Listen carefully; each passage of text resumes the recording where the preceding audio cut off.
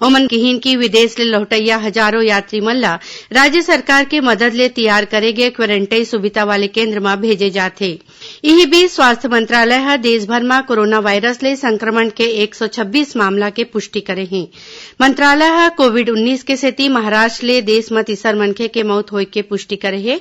वहीं केंद्र सरकार ह संक्रमण झन फैले एला देखत जम्मो शिक्षण संस्थान, संग्रहालय, जिम, स्विमिंग पूल और टॉकीज ला ये महीना के 31 तारीख तक बंद रखे के फैसला ले हे। संगे संग सुरक्षा खातिर जरूरी उपाय करे के सलाह दे हे।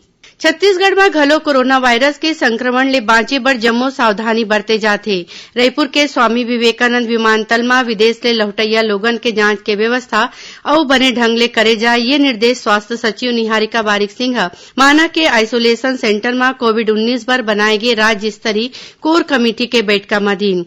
बैठका में बताए गए कि माना में 60 बिस्तर वाले आइसोलेटेड अस्पताल के व्यवस्था हवय। एमा 6 वेंटिलेटर के सुविधा घलो हे। विदेश ले अवैया लोगन संक्रमित तो नहीं है, एखर जांच बर ओमन ला राखे के व्यवस्था निमोरा में करे गे हे। वहीं कोरोना वायरस के संक्रमण ले बचाव ला देखा छत्तीसगढ़ हस्तशिल्प विकास बोर्ड ग्रामोद्योग विभाग रायपुर में पंडरी के छत्तीसगढ़ हाट में लगैया जगार प्रदर्शनी ला स्थगित कर दे हे।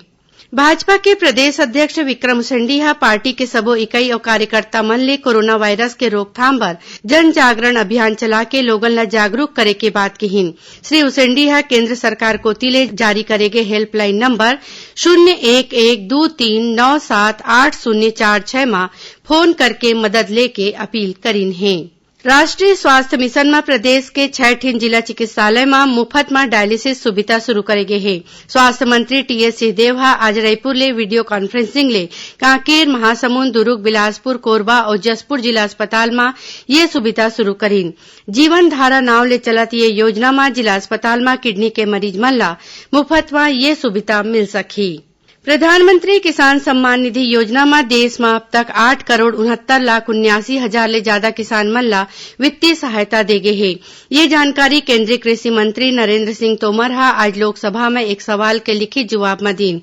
ओमन बताइन कि योजना में राज्य ला धनराशि नहीं जारी करे जाए, भलुक राज्य सरकार कोती ले बताए गए लाभार्थी के बैंक खाता में ये रकम सोझे जमा करा दे जाथे। भारतीय प्रशासनिक सेवा के अधिकारी सुब्रत साहू हा आज मुख्यमंत्री भूपेश बघेल के अतिरिक्त मुख्य सचिव के रूप में अपन पदभार लीन। राज्य सरकार हा काली एक आदेश जारी करके श्री साहू के प्रभार में फेर बदल करे रहीन।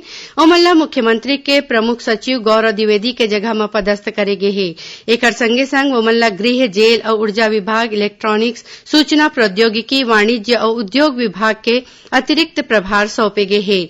उन्हें नवा पदस्थापना आदेश में गौरव द्विवेदी ला पंचायत विभाग के कार्यभार दे गे हे। संगे संग ओमन ला ठाकुर प्यारेलाल पंचायत और ग्रामीण संस्थान के विकास आयुक्त के अतिरिक्त प्रभार सौंपे गे हे। भारत के महारजिस्ट्रार कार्यालय नई दिल्ली के वेब पोर्टल ले लोगन अब काखरो भी जन्म और मौत के ऑनलाइन पंजीयन घर बैठे करा सकत हैं। पंजीयन के संबंध में सूचना और ईमेल और मोबाइल में ले सकत हैं। आधिकारिक जानकारी के मुताबिक वेब पोर्टल में उपयोग करैया राज्य के क्षेत्रीय भाषा और फिर अंग्रेजी में रिपोर्टिंग फार्म भरे के सुविधा देगे है। पुलिस महानिदेशक डीएम अवस्थी हा माओवादी मन के खिलाफ ऑपरेशन तेज करे के निर्देश दिन है। ओमन काली दंतेवाड़ा और नारायणपुर जिला में चलाए जावत माओवादी विरोधी अभियान के समीक्षा करीन। समीक्षा बैठका में श्री अवस्थी हा कहिन कि माओवादी ऑपरेशन ला सरलग प्रभावी कार्रवाई करे जाए। पुलिस महानिदेशक हा सर्चिंग तेज करे के निर्देश घलो दीन। एकरे संग छत्तीसगढ़ी समाचार बुलेटिन इहे सिरावत है। जय जोहार।